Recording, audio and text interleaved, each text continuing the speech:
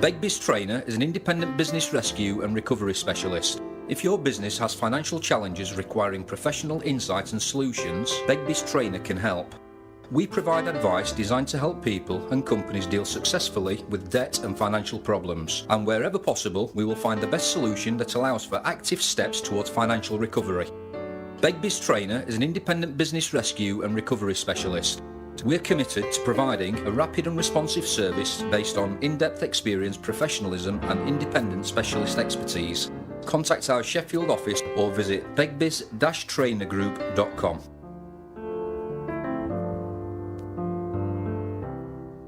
It's back, and bigger and better than ever. The Haworth Trade Day Bonanza is back at Ellen Road, Leeds on Friday the 10th of November, and everyone's welcome, trade and public, with 75 brands offering unrepeatable offers including Velux, Makita, Quickstep and many more. There's bargains to be had. Plus you could win a Nissan car or van worth over £15,000, and the first 100 people get breakfast on us. Entry is free. For more information and to register, visit haworth-events.co.uk. Terms and conditions apply.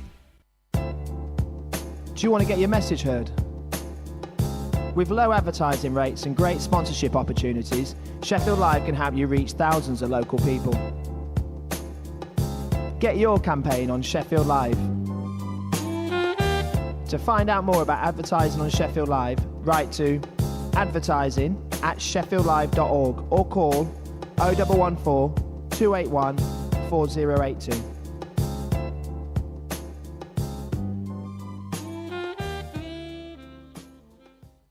Wake up with Sheffield Live every weekday morning. Good morning, Sheffield Uprising on 93.2. How you doing? This is Charles looking after you till 9. Good morning. You're listening to Sheffield Live 93.2 FM. Good morning. This is Sheffield Uprising. My name's Hannah. Thanks for tuning in. Good morning. Good morning. You're listening to Sheffield Live. Good morning to you. This is Brasheen on Sheffield Uprising.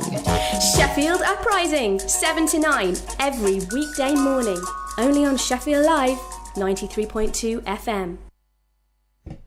Hello, this is Write Radio, the show for the community of local writers and consumers of writing, with your literature hosts, Jane and... Chad. Yeah, absolutely. We've got lots of stuff for you coming up. It's a veritable feast of Sheffield writing. We've got Lola, Silences, and Accidentally Reckless. We're going to have, in a few minutes, we're going to have Lola, and then we're going to have a chat with our guest, Tim Norwood, who's going to be telling you a little bit more about NaNoWriMo. Are we ready? We are queued up. Okay, so this is Lola by Kath Allwood. It all looked so familiar. I had lived in the village of Fenny Doveton for the first 10 years of my life. Unfortunately, my father had succumbed to consumption when I was but a baby, and my dear mother had remarried when I was 9 years old. My stepfather detested me heartily, and had made her life a misery on my account. He soon sent me away to Harrow and then Oxford. When I was absent, he treated my mother generously and kindly, so Reverend Kenworthy, our vicar, had informed me in his monthly letters. I had never been back since, but on receiving news of my stepfather's death, I had now returned to see my dear mother.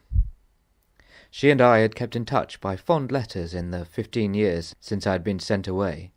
I had 2 half-brothers I had never met, Gawain and Percival, named in accordance with the fashion for all things Arthurian promoted by Her Majesty and her admirable consort. After university I had gained employment as a clerk with the Caribbean and Colonial Trading Company, and had worked my way up in the 4 years since, to the position of Assistant District Manager for Tobago. When I received the tidings of my stepfather's unlamented death, I went to see Mr. Edward Tompkins, my senior.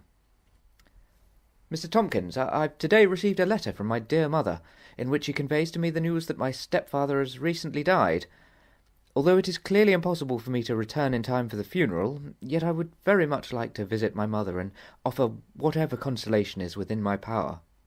Mr. Tompkins was fully cognizant of my circumstances, and had indeed kindly taken it upon himself to act as the father I had never had. "Of course, you must return to England forthwith, my dear Michael. I shall arrange for you to take 6 weeks' leave with immediate effect." In due course I arrived in Southampton, and took the train to London and then on to Fenny Dufton. I had been sadly perplexed as to what gift I should take for my mother, but remembering her affection for animals, and for birds in particular, I had brought her a very beautiful green parrot. I got said parrot from a Tobagonian I knew, who vouched for her friendly nature and intelligence. The bird was just 3 years old, which was excellent, as my mother would enjoy Lola's company for many years to come, since parrots are famously long-lived. The bird had seemed to enjoy the long Atlantic crossing, and had been very well behaved. In fact, she had become a favourite with passengers and crew, and I had often taken her cage on deck and into the saloon during the voyage. My only regret was that she had displayed no talent for imitating human speech, and indeed had said not a single word since I had procured her. Still, she was very fine, and gave an impression of listening intently to every word said to her, cocking her head to one side in a most endearing fashion. She appeared to enjoy her train journey too, and showed no ill effects of travel, and consequently I had removed her chenille cage cover en route. There were some children in the carriage who were very much taken with her. In the fullness of time the train chugged into Fenny Dufton, and Lola and I alighted. One of my mother's neighbours, a very fat lady, I remember, called Mrs. Walters, alighted too. I walked up the platform behind her. As she waddled along in front of me, Lola chose that moment to end her vow of silence. "Avast behind!" she squawked loudly, in a voice not dissimilar to my own. Mrs. Walters swivelled round majestically and fixed me with a beady eye. "What did you say, young man?" she demanded menacingly. "Oh, nothing at all, I assure you, madam," I stammered. She made a snorting noise and turned away. "A great taballade!" shrieked Lola. Mrs. Walters turned back and started to quiver with rage like a gigantic jelly. It is only a parrot, dear lady. It is merely imitating the sailors on our recent sea voyage." I hastily pulled the cover over Lola's cage and hurried away to my mother's house in Greenacres Lane. I had not been able to advise her which train I would be on, but she had promised to wait in for me. Our reunion was joyful indeed. My mother declared me a very fine young man, and her dear face looked just the same to my filial eye as when I had last seen her. We sat down happily to talk and take tea together. My mother was altogether delighted with Lola, and very naughtily amused by the incident on the station platform. My half-brothers were introduced, and appeared to be very amiable young fellows of 14 and 12 years. "My dearest boy," said Mamma, "I have invited a few neighbours and old friends to take a glass of wine with us this evening, to celebrate this happiest of reunions." After dinner, a crowd of friends descended on the house. Gawain and Percival were most attentive at filling the glasses and passing around plates of devils on horseback and smoked oysters. Many of my father's friends came and greeted me fondly, declaring themselves pleased I had turned out so well under such trying circumstances. "Pray silence all," said my dear mother. "My darling son Michael has brought me a delightful gift from Tobago. This is Lola." She drew off the chenille cover as she spoke. There were murmurings of approval. Lola was indeed a remarkably fine specimen. Alderman Bertram Arbuthnot approached the cage. My mother disliked him, as he had had the audacity to make overtures to her shortly after my father's demise, but he had to be invited to every occasion. He was an unpleasantly flatulent man, and his presence always led to much plying of fans amongst the ladies. "An excellent bird indeed," he said to my mother, breathing heavily in her direction. My mother leaned away from him. "There's an ill wind in the rigging tonight, Captain," remarked Lola in her piercing voice. Gawain and Percival collapsed with laughter in a most unseemly manner. So too, sadly, did our venerable Reverend Kenworthy. The alderman looked angry and embarrassed, and shortly took himself away, to everyone's relief. "What an interesting bird," said Dr. Mort, our inefficacious medical man. It was he who had diagnosed my father's consumption as a slight chest cold, and thus delayed the treatment which might have prolonged his life. 15 guineas for a dead man's chest!" exclaimed Lola angrily. Everyone was silent. They all knew Dr. Mort's reputation. "I think perhaps we shall draw the evening to a close now," said my mother in her most dignified manner. "It has been most delightful to see you all." It was clear that Lola would not be very welcome in Fenny Doveton, and I reluctantly decided that she would have to return to Tobago with me when I sailed. You may therefore imagine my delight when my dear mother declared shortly afterwards that, as there was nothing to keep her in England, she and my 2 half-brothers would come along and join me in the Caribbean. Consequently, a month later, we closed up the house in Fenny Doveton, packed my mother's and brother's belongings into trunks, and set off down to Southampton with Lola. Gawain and Percival flourished in Tobago, as did my darling mother. She and Mr. Tompkins quickly came to a most satisfactory understanding, and were married the following December.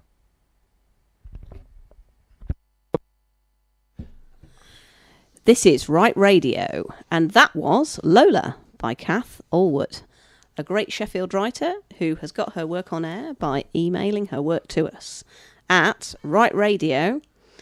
I'm doing it now. There it is, at Right Radio, sheffieldlive.org. Now, to provide us with a little bit more extra insight into NaNoWriMo, we have a guest with us who has done it several times before. I think he's a friend of chat, so I'll pass you over and let's get some tips. So we have in the studio with us today Tim Norwood, who is a local Sheffield writer and theatre person. Good afternoon, Tim. Good afternoon, Chad. So, how many times have you done NaNoWriMo? Let me think. It was the first time, second time, the third time, which I didn't finish. Okay. The fourth time, the fifth time, so 5. 5 times, fantastic. And so, as Tim said, he didn't finish, so we're just going to reiterate, you don't need to finish. We're not saying, write 50,000 words for us or we'll find you. We want you to write words for us, be they comedy, poetry, prose, or whatever. We just want to see your writing. So, Tim, when you did, remember if you can for me, the first time you did NaNoWriMo. Ah, yes, I remember it well. There's it's like talking to a Vietnam vet now, just staring off into the mid-distance. You don't know, man, you weren't there. So, when you first did NaNoWriMo, what was your writing experience to that point? Was NaNoWriMo a thing to get you into it, or had you already accrued a good amount of experience as a writer? I think I'd not really written very much, to be honest. I believe I did it, yes, it was the year after I'd graduated, and I was mostly just taking it easy after finishing exams for the rest of my life, hopefully. I think I went on to write my first scripts shortly after that November. But that was definitely my first real experience with trying to take writing seriously. Okay, fantastic. So that's exactly the kind of thing we want our readers, listeners, I keep saying readers, our listeners to think about, like a time to maybe not take your writing seriously as in, this is business, but as in, I want to give this a go and I want to be committed to giving it a go. So your first one, can you remember the novel? The title of the piece? I can. It was called Shot Down in Flames. Fantastic. I love that title. And do you think you could give us a summary of it? I know it was a while certainly. ago. I can conjure it very vividly in your mind, I'm sure. If you imagine Torchwood, but even more ridiculous, even more dark, and even more gay. Okay. That's basically what it was, yeah. Well, for listeners who aren't aware, Torchwood was a Russell T Davies spin-off of Doctor Who. It was like Doctor Who, but dark and gay, with it was John Barrowman's Captain Jack, so he would flirt with everything under the sun. It was a bit like Doctor Who meets Buffy the Vampire Slayer.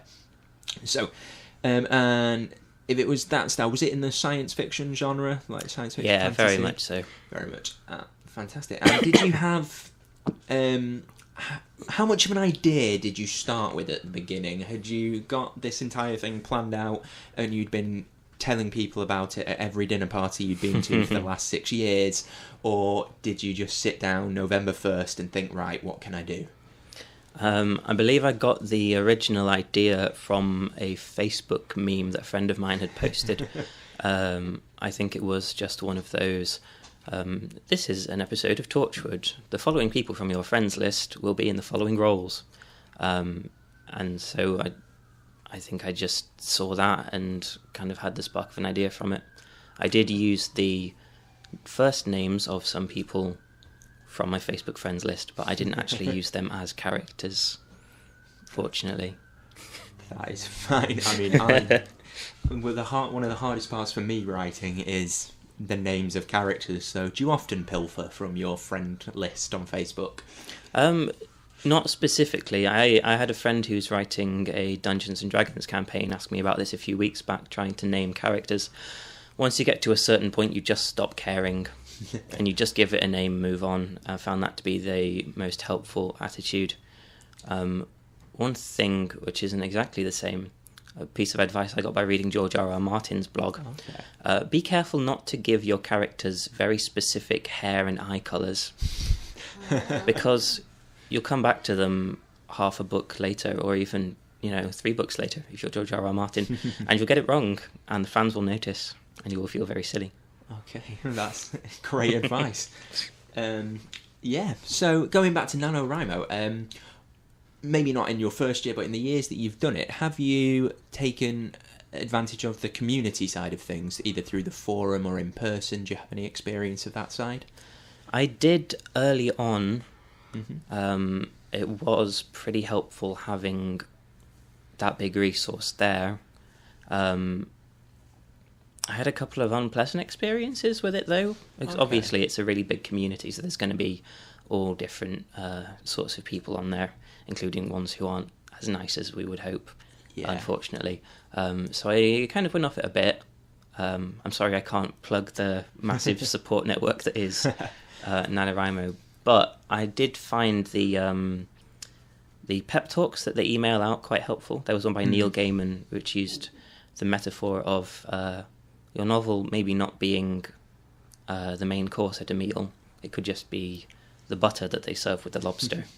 But then surely no lobster is complete without butter.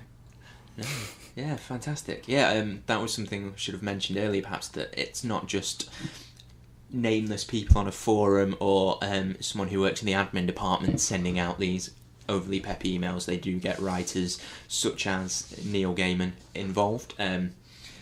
So, and also, as Tim says, there can be people in these writing groups who maybe aren't as nice, but that happens with all writing groups, not just NaNoWriMo. That happens with all people. With all people, exactly. Writers are people, however much we don't like to think we are. So the good thing about that, though, is there are so many different writing groups and so many different NaNoWriMo writing groups that if you don't gel with one group, find another. If you gel with certain people but not others, splinter off and make your own and start a civil war. Don't do the last bit, but, get your own group started with people that you get on with. So, Tim, to go back to, you said there was 1 year where you didn't finish. How did you feel about not finishing? Is it something that you were anguished about and you'd rather me not ask about? Or was it just one of those things? Yeah. It's not a sensitive topic. Essentially, the problem there was that I was studying for a theatre degree, a master's, and I don't really have any academic theatre qualifications or experience apart from that. Okay. So it was fairly stressful. I hadn't written an essay since GCSE, and I was having to write postgraduate level essays to submit. I just didn't really have the time or the mental energy to commit to it properly. So I got 15,000 words in, and I realised I can't really do it this time. Okay. Well, that is fair enough. I think a great example for our listeners, because you are someone who has done it quite a few times and someone who writes a lot and is a very good writer. I've seen some Tim's theatre work that he has written himself and can attest to Tim's skill as a writer. So the fact is, though, you got 15,000 words you wouldn't have gotten written otherwise, and that's something we can all aim for. 15,000 is better than 0, as is 50. Whatever and however much you write. Now, Tim, could you think for me of the last time you did NaNoWriMo? Yep. What was the title of that novel? It's called Murdaria and the Guild of Rapists. Wow. Another great title. Could you give us a summary of that one, maybe with one of the title words in mind, one that we can use on air? Yes. So, the novel is set in a far future sci-fi dystopia.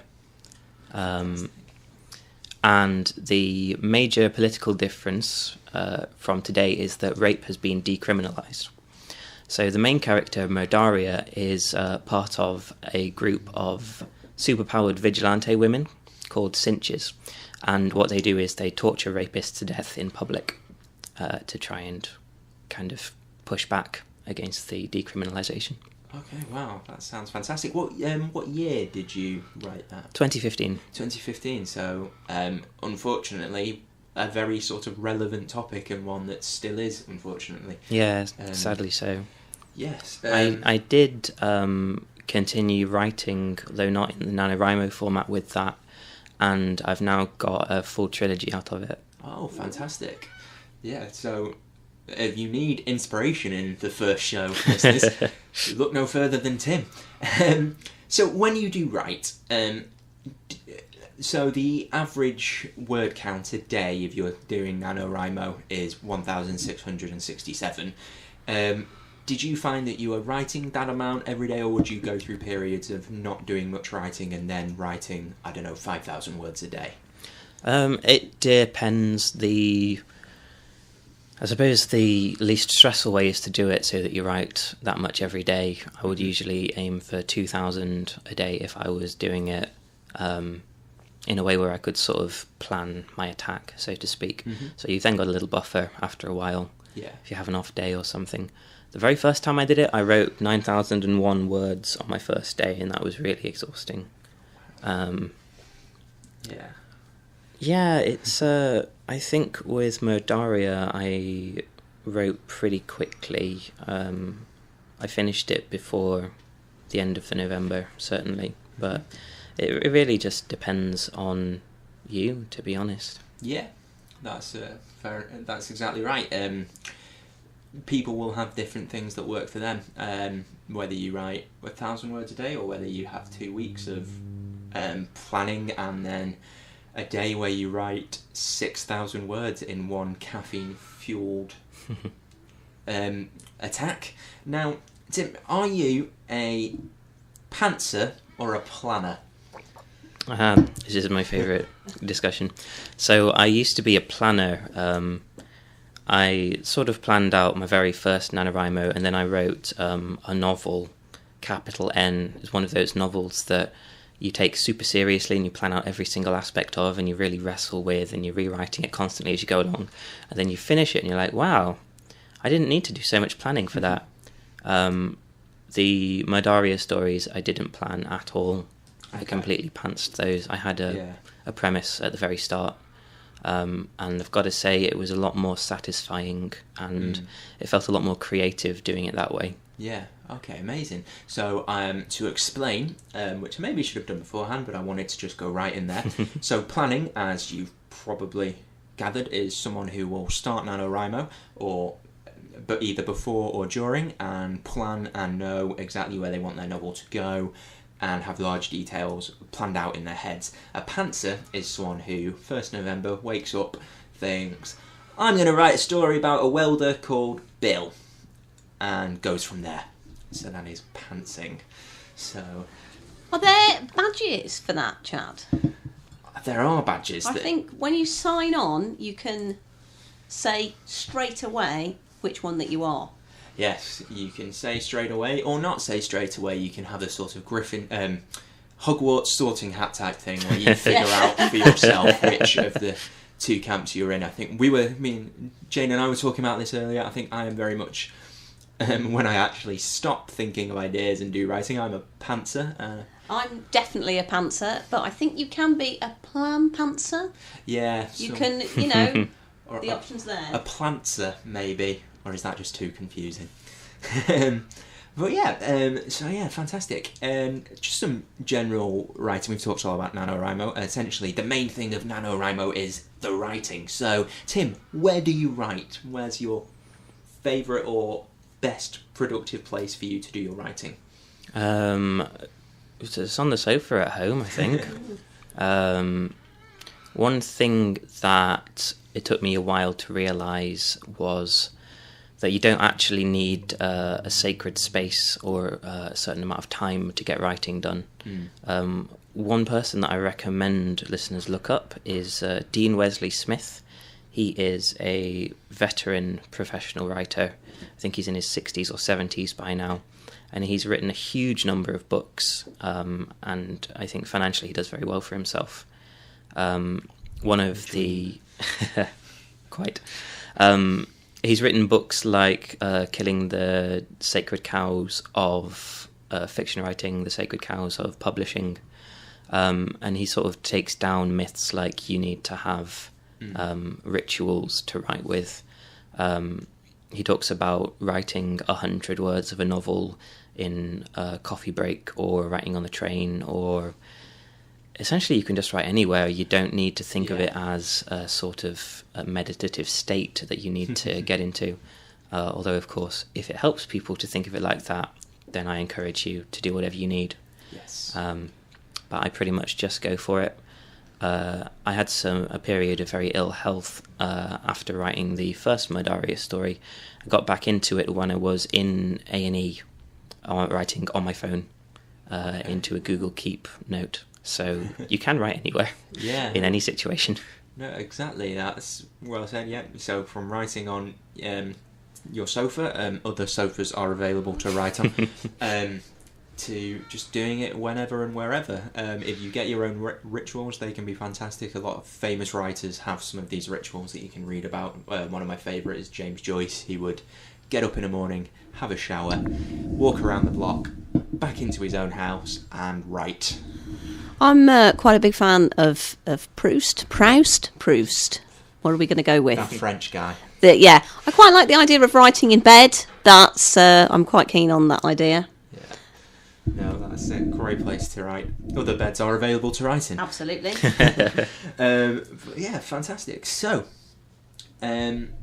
we have talked an awful lot about NaNoWriMo.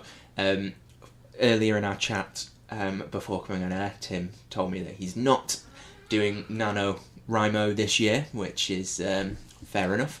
But are you working on anything at the minute you said... or revising anything? So I am actually writing a novel quite slowly because I've had a bunch of other work on. So I mentioned writing a capital N novel. That was the first of my fantasy series. As soon as I finished that, I did NaNoWriMo to write the sequel to that, which worked out very satisfyingly. And I'm currently writing the third in the series of that. But for November this year, what I'm planning to do is get the 5 books that I've got written ready to self-publish online. Oh, fantastic. Yeah, another example there of self-publishing. It's something that's becoming a lot easier to do nowadays, and there's lots of great companies out there that help, and it is a way that a lot of big writers have gotten their names out there. It's no longer seen as something you do if you've got a father who owns half of Kent. So, but yeah, fantastic. Thank you very much, Tim. That's been a valuable experience that I'm sure our listeners are, and myself, are very grateful for.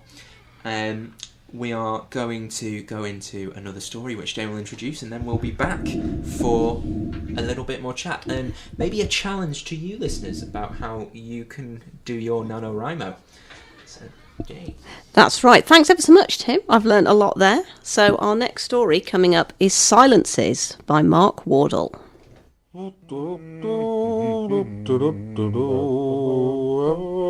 Silences by Mark Wardle.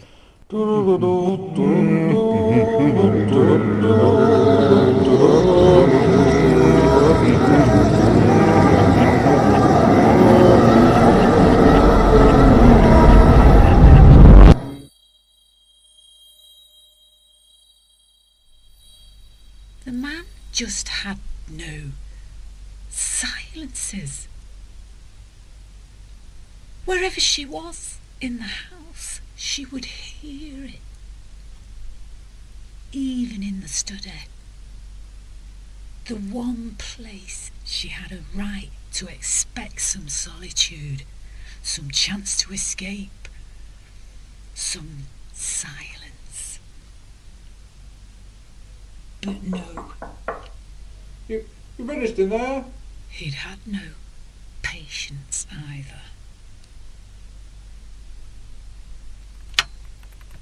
She had waited until late in life to find the happinesses that other people spoke so blithely of. The whirlwind romances, the honeymoons, the unbidden bundles of joy her contemporaries had all celebrated as her career began to take off. She had missed out on each through her 30s, her 40s, her 50s. She'd never seemed to have the time. There hadn't been the room in her life for any noise beside the writing. There had to be some space left over after she walked away from the typewriter. There had to be that room for idle contemplation and thought. There had to be silences. And these had kept her from love. She'd written of love, of course, from time to time, and of passion in abundance, but mostly with reference to the dark obsessions and poisonous jealousies that could drive a woman or man to a desperate crime of passion. The stock in trade of the psychologically informed whodunit. But these passions had always remained only a mystery to her. Only late in life would she discover passion. And what a woman could be driven to endure by excess of it. Her niece had introduced her to internet dating. The same niece who'd done her best to convince her to move from her rickety old keyboard and Tipex fumes to the uninviting laws of Word for Windows. She'd resisted both with ease up until then. On paper, he had seemed such a catch. The perfect match for her quiet, solitary existence. The foil to her dark and lonely evenings with the lights switched out and only sad thoughts for company. He'd taken her for long, energetic walks, a little longer and more energetic than she was naturally inclined to, and he pointed out the wildlife and shared with her the fascinating exuberance of taxonomic names for things she'd always appreciated for their simple beauty and their silence. But she still needed to work. And when she left him alone to disappear into her study, despite her monumental effort to explain why he shouldn't, he constantly interrupted to interject himself and his suffocating petty needs and requirements into her private world of words. At times he seemed to get the message, but that's when the humming started. The terrible, tuneless, relentlessly oppressive dirge.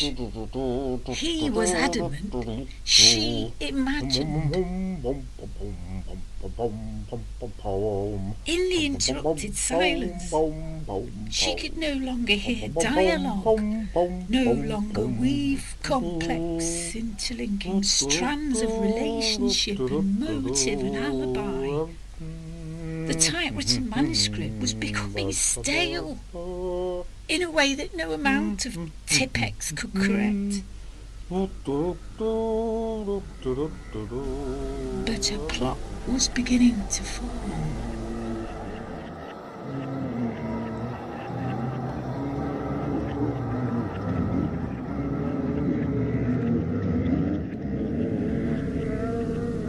She knew where to buy the necessary ingredients. She'd already done the research. In all academic innocence, of course. And now all her passions were thrown into the weaving of old narrative strands. The plots of 3 different bestsellers came together all too easily to create her plan.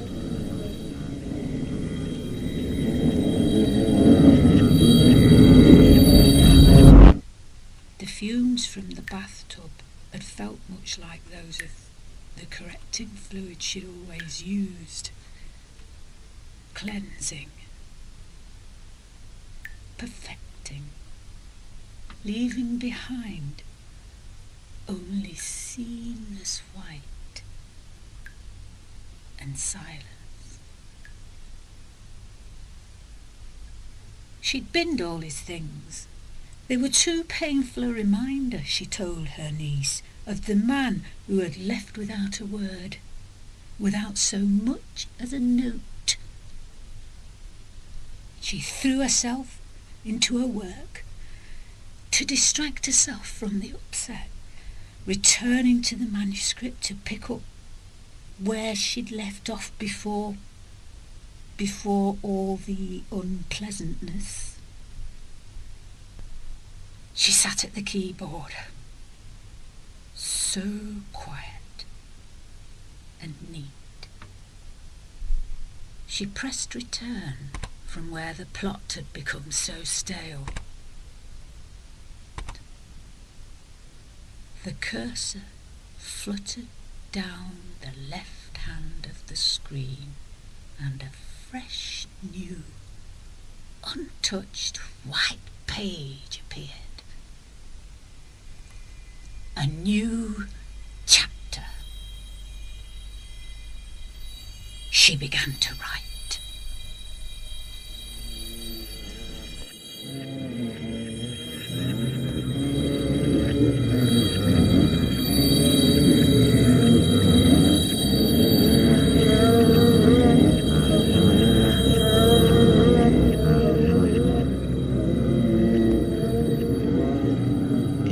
Silences by Mark Wardle. The writer was played by Edith Lint. The producer was Andrew Tildersley.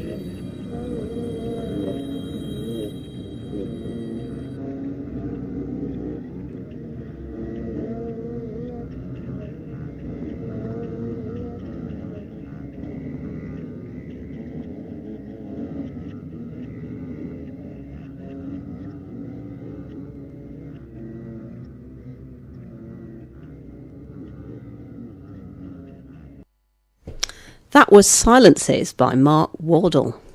Again, quite an atmospheric one. Now, Sheffield, we live in a postmodern age, so when we say writing, I don't think that we can just assume that we know what we mean. I think we need to define writing. So, when we say writing, we don't just mean novels and short stories. Sheffield is an extremely diverse creative city. It's got an enormous amount of comedy. If you check Facebook, you will see quite a number of comedy nights. So we also have a comedy team coming up in next week with Ed and Damien. Ed and Damien, yeah. So they're going to be talking to you about Sheffield comedy. So if you're a comedy writer, that is something that you could look at sending us. Also, spoken word. We've got a spoken word host, Stan Skinney. In my mind, one of Sheffield's premier spoken word artists. There's a massive spoken word scene in Sheffield. Definitely, and certainly very hard working. He is constantly doing one show, if not 5. Yeah, I saw him at Cabaret Boom Boom a few weeks ago, and I was very impressed. So I'll be looking forward to meeting him. So perhaps you're a spoken word writer. How far can we push the envelope, gentlemen? A minute ago, we've just been talking about graphic novels. Yeah, definitely. A very good form. We're looking to push the envelope. Yeah. And we can even put your graphic novel on the radio. Maybe not with pictures, because that's not how this works, but we could certainly read out the script and post accompanying art on our Facebook page. Perhaps we if you could, so yeah. wanted. So we will be the judge of what is writing, and so send us it, and if it's not writing, we won't put it on. But apart from that, it's up to you. What else can we think of? Poetry, of course. I'm not sure if we're going to be vying with Stan for poetry or spoken word. I'm not. It's a tricky boundary. I suppose spoken word or page poetry. There's page maybe a poetry. Bit of a I've not heard that before. Or chat, but we're all the right radio team. We're Creative just non-fiction, maybe. Creative non-fiction. Or non-creative non-fiction. Just That's blogs, articles. Am I on? Yeah, there we go. Tim's still with us. We let him. We're stick sharing around. a mic. So nice. So yeah, creative, just whatever gets you writing, Sheffield. If you're a local history writer, like some of the people I know, we'll be looking for that. Hoping to do a special show on that in a bit. Yeah, fantastic. But yeah, whatever gets you to put pen to paper, whether you write that on Tim's sofa, in your own sofa, in someone my bed, else's, or your own bed, or someone else's bed. Just wherever you write, whether that's on your phone in A&E, on your tram ticket, on the tram, whatever gets you writing. And if you were going to do NaNoWriMo, we have a challenge for you, listeners. Yes. So look out on our Facebook page, search Write Radio, and we will be putting up a post asking you who's getting involved. We're going to start a bit of accountability with you guys, and you're going to start a bit with us. So I am going to do it, not fully, I don't think, but I am going to aim for at least 30,000 words. And so if you're going to partake in NaNoWriMo, for the full 50,000 or however many, we want to know. So I'm going to put up a Facebook post. I want you to like and comment, and we're going to ask you again by next show when November is finished or is coming to an end, and whoever out of our lovely listeners has the most words written, there might be some shiny prize. Ooh, I say shiny because it's going to be a book token. There'll or something. be an element of shininess to yeah, it, like be it the hologram or security tag. Yeah, or I will lube it for you with some kind of hand soap, just whatever adds that shine.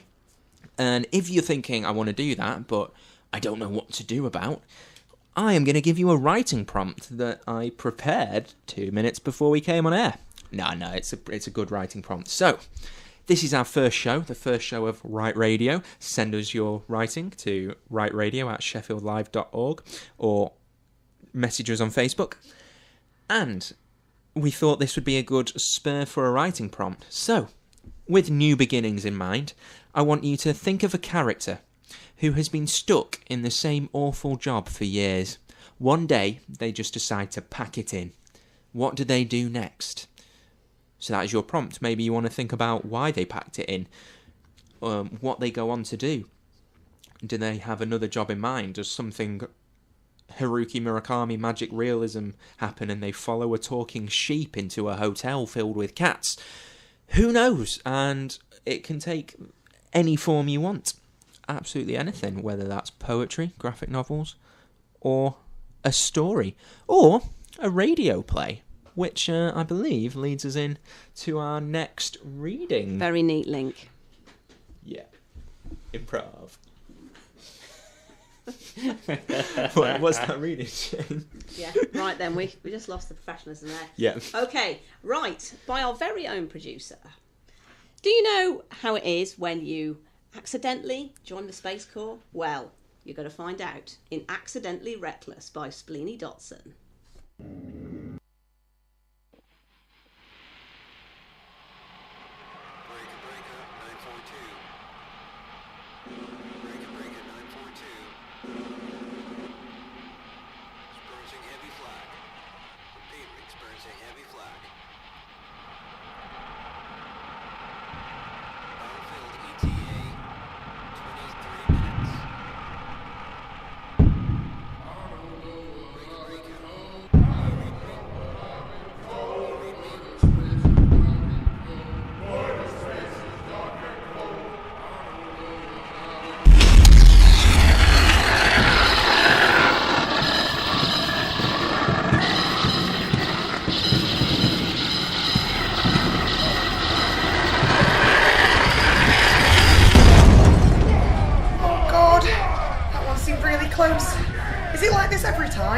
Wouldn't know. It's my first combat drop too. Maybe the Sarge will know. Sarge, he looks kind of busy. Maybe I'll ask him later.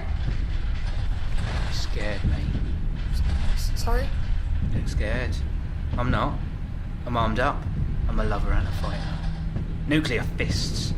One wrong look at me and nuclear explosions, mate.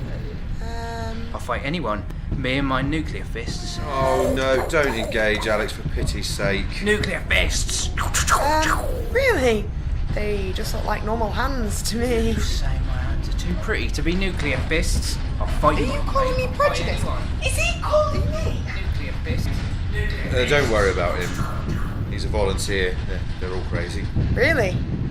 I volunteered. Sort of. You signed up for the Navy? You're kidding me. To be a Void Marine? You look like a pair of glasses taped to a stop sign.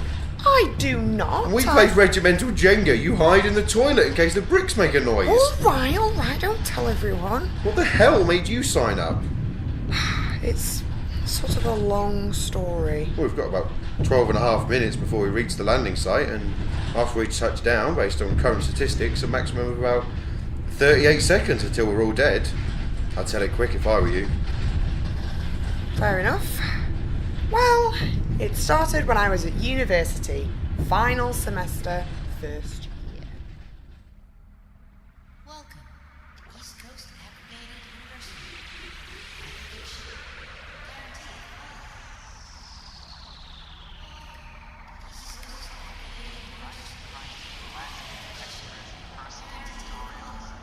Why make learning first just it needn't be with our smart refinancing system.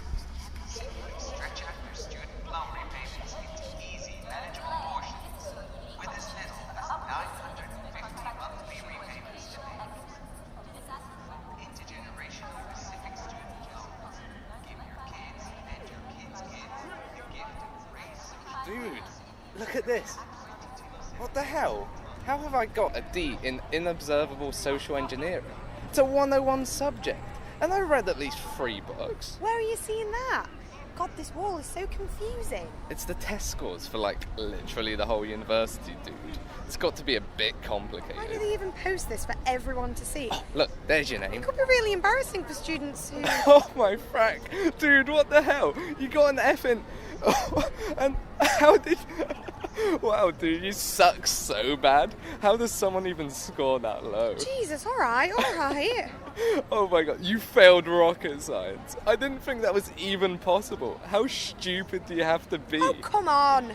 I'm not that bad. I sort of understand time dilation. Anyway, I'm not stupid. I've just been a bit distracted.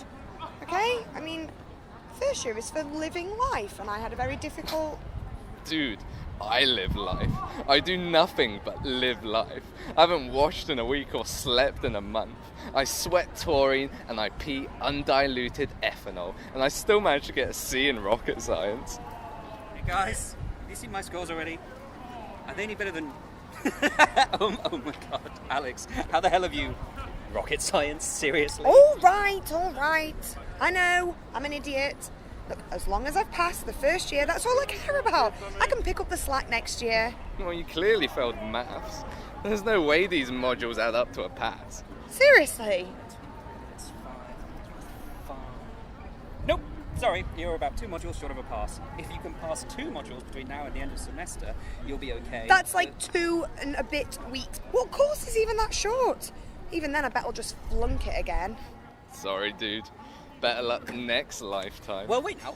What about the civic duty course? That's worth like 40 credits. It's pretty much a guaranteed pass. You just have to stay with whatever program you put on for the full 2 weeks. I've genuinely never heard of anyone failing that. So, what sort of stuff do you have to do? Civic dutifulness stuff. Dog walking, litter picking, touching old people, smiling at sad children. The usual greater good of society nonsense. Yeah, that does sound pretty easy. Like I said, it's a free pass. It's good for the community and good press for the university. And they'll sign up anyone. I mean, literally anybody. All you need to do is sign in at the course office and make sure... Right, course office, sorted. Okay, see you in a bit. Wow. Yeah, rocket science. I mean, seriously? No, right? Course office, how can I facilitate your learning journey? Oh, hey, can I sign up to public or civic? Was it dutifulness? Civic duty, module recognised. Is that basic, intermediate, or advanced? Any. As long as it's at least 40 credits and 2 weeks long or less. 40 credit, 2-week module. That's it? Yes. Fantastic. All done? When do I start? And do you have any allergies? Nope. I'm all good. Just civic duty me up. Any ongoing health conditions? Nope. I'm fit as a... No, I'm fine. Debilitating fears or loathings? No. Just sign me up, please. I've got precious little time to complete this course as it is. Any underlying beliefs that might conflict with the ongoing aims of the state? No, the state is great. Cross my heart. Just sign me up. Really? Come on, please. Do you see any reason or impediment that may exclude you from providing civic service to the Earth community? No. Unless you count the state of my... No. I'm good to do the thing. Whatever. Any preferences or exclusions for the nature of the work you would like to do? No, just anything. Anything. Oof. Rookie error. Yeah. Tell me about it. Just sign me up. Are you sure you don't have any exclusions? No! Really? Seriously, please just sign me up. This is my only way of passing first year. Sort of fades in importance in comparison to current circumstances, doesn't it? Yes, Barry. Yes, it does. So then what? Alex, hey. How'd it go with civic duty? Did you get signed up? Just finished. The guy said they'd start processing the request and then the individual program instructor would be in touch once they'd sorted me into... Wow! Look at the size of that! Yeah, it looks military. I wonder why it's here. Maybe another of the Navy's embarrassing recruitment drives or... Yeah, those recruiting drives are absurd. All muscly idiots in their shiny space uniforms. Alex, you didn't. Trying to look all buff. Hey, look at us, we're Void Marines. Why not throw your life away in the depths of space? Alex, can I just ask, did you... Alex Reckless, report for duty. Living... Alex Reckless, report for duty. Why are they saying my name? What? What have I... I'm so sorry. Alexander Housefire Reckless, your civic duty program has been assigned to the Armed Force Navy, Void Marine Corps. You will report for duty immediately. Repeat, you will report for duty immediately. Sorry. On pain of death. In episode 1 of Accidentally Reckless, Alex was played by Charlie Gascoigne, and Barry was played by Marcus Newman. It also starred Damien Benman, Bobby Anderson, Ingrid Johnson, Benny Dernier, Toby Wright, and Angus Ross. It was produced by The Mechanical Pig.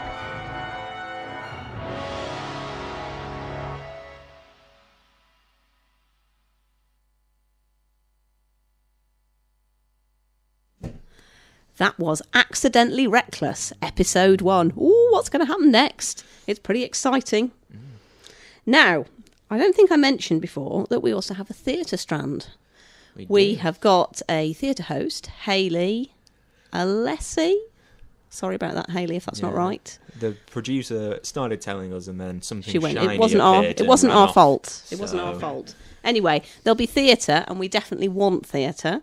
We do. And radio scripts, which might well save us quite a lot of work. So, what's coming up in Sheffield over November for the writing community? First of all, NaNoWriMo. Now, I'll give you a bit of a flavour of what's happening in Sheffield. If you register on the site, it will give you further details of the events. But already, there's one happening tomorrow. It's between 11 and 5 in the Peace Gardens, apparently. Log on to the site to get some more information about that. On the 31st of October, there's also a kick-off party. What could that be about? Have you been to something like that, Tim? I haven't, no. I've always just sat alone. Maybe had a cup of tea. So if you think you're a kick-off party kind of a person, then that's one to think about. And then on Wednesday, the 1st of November, there is an event happening in Orchard Square. Log on to the NaNoWriMo. That's my way of tempting you to sign up to NaNoWriMo to get some more information about those events.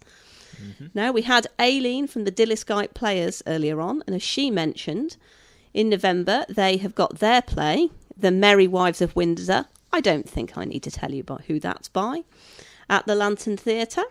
It's the 15th to the 25th of November. I would definitely recommend going. It's a fantastic space, and they are a very, very good company. Yes, and we've got some the information of some writers' groups and their meetings. Remember, if you are a stealth writing group, That's what we want all to be revealed. Yeah. We want no secret writing groups in Sheffield. no.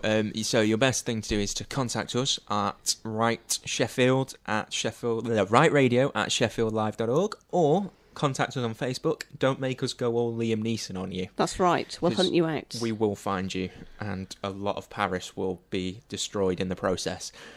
But yeah, so the Burngreave writers meet every Thursday between 5 and 7 in the Burngreave Library, Sawbury, in the Burngreave Library and Sawbury House, Spittal Hill. And the Sheffield science fiction and fantasy writers are meeting on Monday the 6th and 20th of November in the Museum Pub next to Orchard Square. In terms of some more other theatrical events, the new Theatre Deli is opening on 202 Eyre Street next to Office World, so check out their programme. They often have theatre shows, conferences or readings. I believe Jane will be going to Verse Matters I will indeed. Poetry. So that's a poetry event on Thursday the 2nd of November, 7 till 10. Mysterious Producer will also be there. He'll be less mysterious in that case. And then tomorrow, as part of the Off the Shelf Literature Festival, at 3 till 4 in the studio in the Sheffield Students' Union, that's Uni of, not Hallam, there is a reading of Route 57, which is a creative writing journal run by members of Sheffield University, and a certain beardy host will be there doing reading. Oh, I think they have books to buy. Are there still There books? are books to buy. They are £5, I believe. They're lovely tomes with pictures and with some of my work in there, but Ooh. I don't get any money. You're just modest about that. So, yeah, no. But I don't get any money, so don't worry, I won't profit off you buying them. And there is also an event on tonight, I believe, with a local author, Sally Goldsmith, and it is called John Ruskin and the Totley Communists. And that's at Totley Library at 7 p.m, and there are still tickets available. And it's worth saying as well, there are still off-the-shelf events happening. Check them out. They are often very good. So, we come to an end of our Okay, we're nearly there. first show. That's right. We've enjoyed it. Very much so. We hope you have too, listeners, and we hope it has inspired you. Inspired you to write. So next week it's comedy with Ed and Damien. Who are both very funny. I can personally That's right. account for So that. if you've got any comedy writing, I think it's not too late. Send that in. And send in any writing that you've got. take part in our NaNoWriMo challenge. Details on Facebook. But yeah, just keep sending it. If you don't know which of the shows it'll fit on, we'll decide for you. Thank you very much for listening.